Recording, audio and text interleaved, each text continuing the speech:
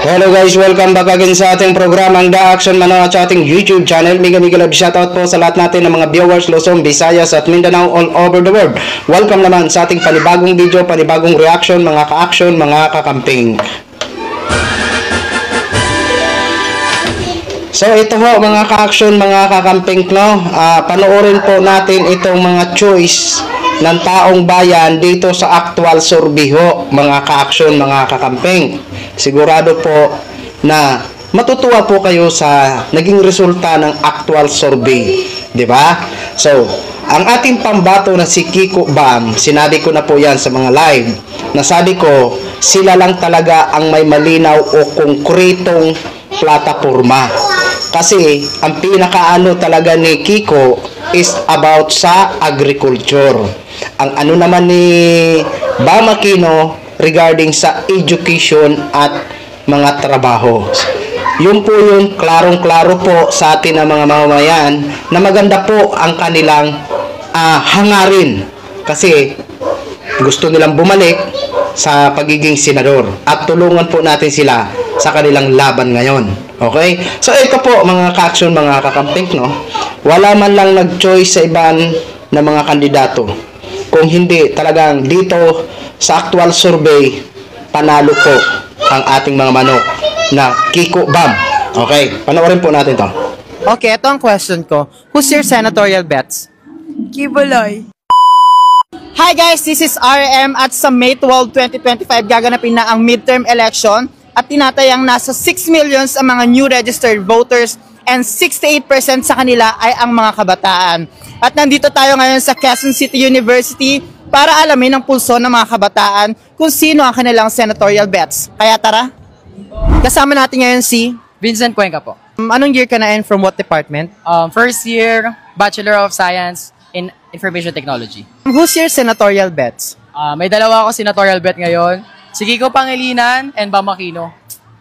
Bakit si Senator Kiko and Senator Bam? Siyempre, dun tayo sa mga senator na tumatakbo na gumagawa ng batas, yung pinapahalaga nyo education, siyempre, ang ating agrikultura. Yes, for greener environment. Okay, first time voter ka ba ngayong upcoming po. midterm election? Yes, first time voter po. Ano masasabi mo sa mga kapwa mo kabataan na unang beses pa lang boboto?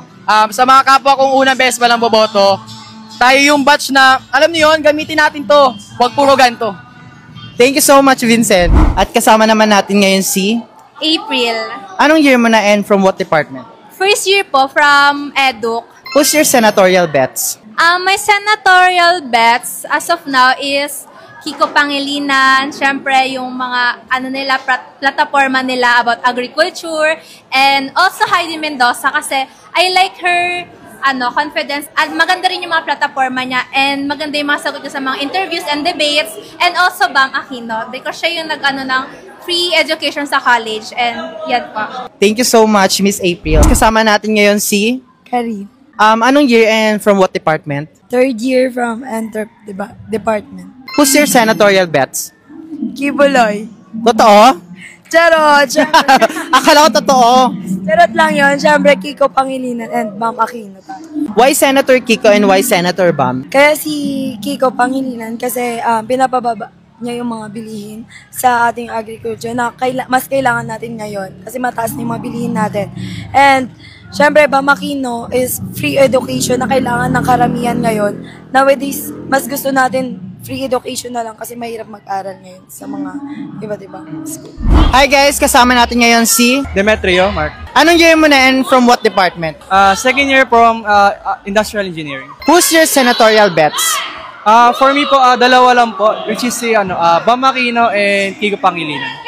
Why Senator Kiko and why Senator Bam? Bam Aquino is a very crucial senatorial. Kailangan talagang magandang mamumuno. Sabihin natin kay Sara, di ba? Sabihin natin, Depe, di ba? Yun, binababoy niya lang, gano'n. And Kiko Pangilinan naman, ang hirap bumili ng pagkain, which is yung gulay man lang, is mapababa. Kasi napakalaga sa atin yan. And also sa mga agricultural, sa mga magsasaka, kailangan talagang matulungan po. Ayan guys, kasama naman natin ngayon si John Oren Paul Sison. Anong year ka na and from what department? I'm from BS Entrap and first year. Who's your senatorial bet? Bam Aquino. Why Senator Bam? Kasi yung ate ko is a product of free college law. And may pinamis si Bam Aquino na magbe-build siya ng siguradong trabaho para sa mga college graduates na fresh graduates. Para naman may pakatunguhan yung mga college graduates na natin na nagiging unemployed. Hi, kasama natin ngayon si... Cairo po. From what department kayo? CCS po. Ikaw? CCS din po. Who's your senatorial bets? Kiko and Bam Aquino. Bam Aquino po. Why Senator Kiko and Senator Bam? For me, Kiko Pangilinan is deserving to be a senatorial, lalo na po sa agriculture. At saka siya rin po yung isa sa mga tumutulong sa ating mga farmers, lalo na po sa mga pagpapababa ng bilihin po. And si Bam naman po, isa po siya sa mga naging tawid po para po magkaroon po tayo ng libreng edukasyon, lalo na sa college po, na tayo po. Ikaw naman, ma'am, why Senator Bam? Same lang din po for education. Go. So, kasama po natin ngayon si... Hello, good afternoon everyone. This is MJ. Pamilyar ka? Pamilyar ka na. So, kasama po natin ngayon si SK Kagawad Buego from Barangay Bunod. Who's your senatorial bet? Well, of course, top of my list, since nandito tayo sa Quezon City University, ina-advocate natin yung education and yung karapatan ng mga college students. Of course, I would pick Senator Bam Aquino. Senator Bam. Well, ayun nga, as I've said, si Senator Bam Aquino is an advocate of education. So, guys, please, vote Bam Aquino! Thank you so much, SK Kagawad. Thank you. And guys, so kasama naman natin si... Marvin Oliver po. Anong year mo na and from what department? I am currently a third-year BSA student from College of Business Administration and Accountancy. Who's your senatorial bets?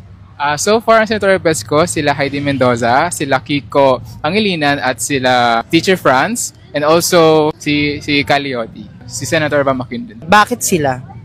So, una dyan, si Miss Heidi Mendoza, since based sa kanyang credentials, for the past 27 years siya naging commissioner sa COA, and doon mo pala makita na sobrang credible na kanyang mga backgrounds when it comes sa pagiging public servant and also commissioner ng COA. Doon naman kay Bam Aquino, so as a state university scholar, so siya yung nagpatupad ng libreng colleges, so dapat siyang iluklok since papapalawakin din yung kumbaga yung reach ng mga estudyante na magkakaroon ng free tuition when it comes sa colleges nila, and masisecure din yung trabaho nila. And when it comes naman kay Senator Kiko, kailangan din natin ng senator na marunong when it comes sa food security natin, and also sa prices, pangunahing pangangailangan when it comes sa pagkain. Yun lang.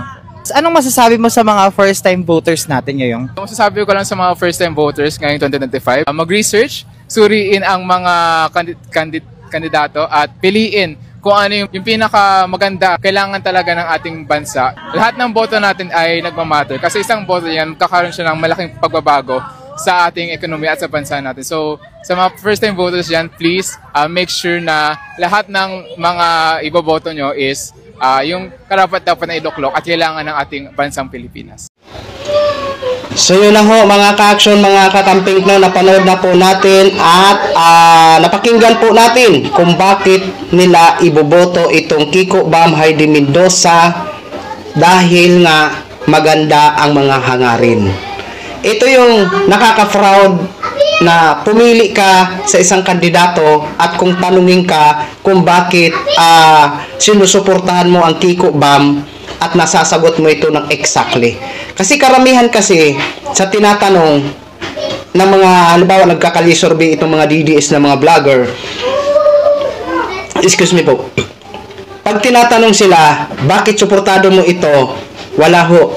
Ang sasagot lang nila, wala lang po. Ibig sabihin, hindi po talaga nila sinusuri kung ano ba ang klaseng tao ang kanilang susuportahan.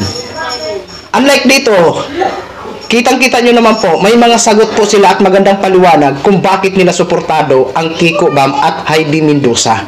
Di ba? Kasi simple lang. Research. Nagre-research. Di ba? Oh. Kasi kung hindi ka nagre-research at on the spot may itanong ka, halimbawa sa mga nagkakali-survey, wala ka talagang isasagot.